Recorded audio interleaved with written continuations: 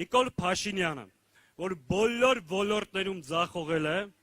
իր կառավարման տարիներ, իր հետագիծը ձախողման տապալման տարիներ են, բայց կան ոլորտներ, որտեղ ինքը երկնիշ աճ արձանագրել։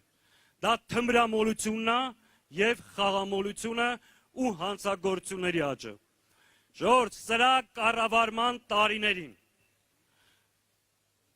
խաղամոլությունը մեր երկրում 20 անգամ աճել է։ Այս տարի Հայաստանի Հանրապետության քաղաքացիները կազինոներում խաղադրույքների աճը հասել է 20 միլիարդ դոլարի։